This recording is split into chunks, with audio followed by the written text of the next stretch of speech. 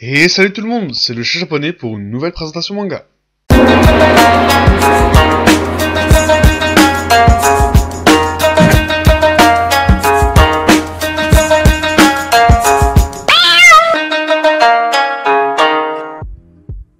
Aujourd'hui, je vais vous parler de Great Teacher Onizuka, en japonais Greato Teacher Onizuka. C'est un shonen comédie-drame écrit par Toru Fujisawa. Le manga fut prépublié dans le Weekly Shonen Magazine en 1997. En France, le manga a été édité par Pika Édition entre 2001 et 2004. La série a été compilée en 25 tomes et l'éditeur a aussi publié une double édition de 13 volumes en 2011. GTO a été adapté en anime avec 43 épisodes. En France, c'est sur Canal+ qui est passé en premier, dans l'émission Kaze, cette fameuse émission où il y avait des animés japonais, et c'était présenté par un mec bronzé avec une grosse touffe. Le manga a connu un tel succès que la série a été adaptée en drama et aussi en live action. Bon, passons maintenant à l'œuvre en général. On va suivre les aventures, ou plutôt les emmerdes d'Eikichi Onizuka, 22 ans, célibataire et libre comme l'air. Un professeur avec un passé de voyou. Rien à voir avec l'Urakai, hein. Onizuka c'était un bozoku, la classe, hein. Un mec qui traînait en moto, tout ça. Il se retrouvera pour son premier boulot dans la pire classe du Japon. Sérieusement, tous les élèves de cette classe sont soit dotés de l'intelligence du mal, soit ils sont dépressifs, ou soit ils sont violents. Il y en a même qui sont persécuteurs. Mais Eikichi il s'en fout, parce que la loi c'est lui. Onizuka ne se contentera pas de suivre les règles, il va au-delà, et parfois même il dépasse les limites, ce qui lui vaudra de se retrouver dans la merde. Et les clés du scénario seront comment Onizuka fera pour sortir de toute cette merde. À travers l'histoire de Onizuka, l'auteur nous peint un panorama de la société japonaise avec certains professeurs et adultes qui seront de véritables ordures et des adolescents en pleine crise qui ont perdu leurs repères et ne feront plus confiance aux adultes, qu'ils soient professeurs ou même leurs parents. Fujisawa fera cette critique de la société à travers diverses situations, des fois drôles, des fois graves et parfois émouvantes. Onizuka est un personnage imprévisiblement déjanté qui arrive à se sortir du caca de drôles de manière. Le scénario reste assez réaliste avec les différents problèmes des adolescents, harcèlement, tentative de suicide, des thématiques qui sont assez lourdes, elles seront abordées dans l'œuvre. Mais le côté surhumain du héros principal atténue tout cela. On ne s'ennuie jamais car l'intrigue avance bien et l'action est au rendez-vous.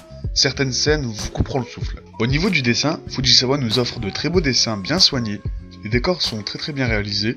Le mangaka utilise une technique de dessin qui s'appuie sur la photographie, cela donne un gros plus pour le réalisme, et ce n'est pas parce qu'on voit à certains moments des culottes ou des soutiens-gorge que GTO est un manga pervers. Tout cela est abordé sur un ton comique et l'auteur sait se poser des limites. Donc, va te faire foutre Hiromashima. Passons tout de suite à l'adaptation animée. Elle retranscrit bien l'ambiance et l'esprit apaisant de l'œuvre originale, même si la qualité d'animation n'est pas au rendez-vous, et certains points et certaines scènes ont été retirés. Surtout la fin, qui est différente, ce qui reste un peu énervant pour ceux qui ont lu le manga. Mais bon, on pardonne tout à ce cher Eikichi. En ce qui concerne la VF, je la trouve bonne, même excellente. Je sais que beaucoup ne partagent pas mon point de vue, mais lorsqu'on la compare à d'autres VF de la même époque, GTO a extrêmement bien réalisé, avec un souci du détail, de garder l'âme déjantée, mais aussi le sérieux et l'émotion de l'œuvre. Je la valide à 100%, bon sang de bonsaï. Le dernier gros point de l'anime, c'est la bande-son qui est juste épique et qui colle super bien aux situations. Les endings et les openings envoient du lourd. D'ailleurs, je mettrai quelques liens dans la description si ça vous intéresse. Vous rappelez quand je vous parlais des personnages schizophrènes à la Nicky Larson, Onizuka en est le parfait exemple. En temps normal, il sera un loser qui passe son temps à mater des lycéennes ou à jouer aux jeux vidéo. 22 ans et toujours puceau, un mec qui joue le dur et qui ne tient pas vraiment l'alcool. Alors que pendant les situations délicates, il sera le grand frère, celui qui donne des leçons, qui t'apprend ce que c'est la vie. Onizuka, comme tout bon héros de shonen, se laissera porter par ses émotions. Alors, vaut mieux pour toi ne pas insulter les gens d'ordure, de déchets de la société, sous ses yeux. Ça pourrait mal finir.